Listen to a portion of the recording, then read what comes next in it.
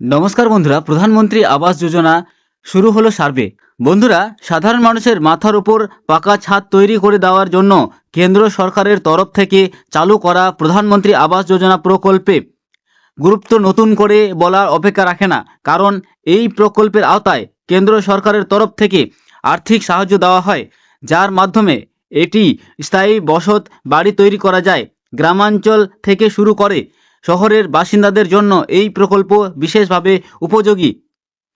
তবে শোনা গিয়েছে কিন্তু কিছু এলাকায় প্রধানমন্ত্রী আবাস যোজনা প্রকল্পে সার্ভে শুরু হয়েছে, আর সার্ভে প্রক্রিয়া সম্পন্ন হওয়ার পর যোগ্য পরিবারের জন্য নাম চূড়ান্ত কিন্তু ঘোষণা হয়ে যাবে তালিকায়।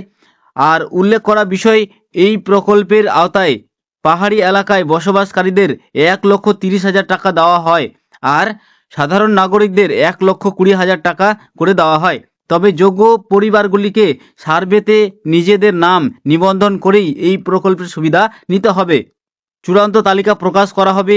সেই তালিকা যাদের নাম থাকবে তারা এই প্রকল্পের আওতায় সাহায্য পাবে।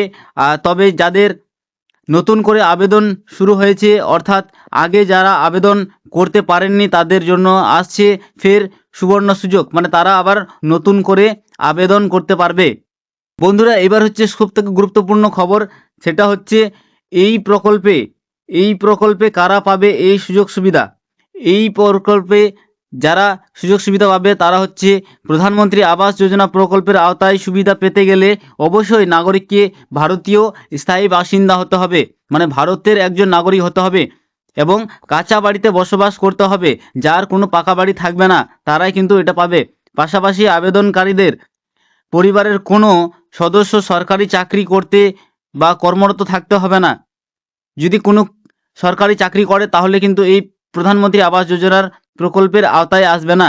এবং আবেদনকারীকে আয়কর দিলেও চলবে না। যদি কেউ ট্যাক্স দেয়, ইনকাম ট্যাক্স, তাহলে দিলেও কিন্তু হবে না।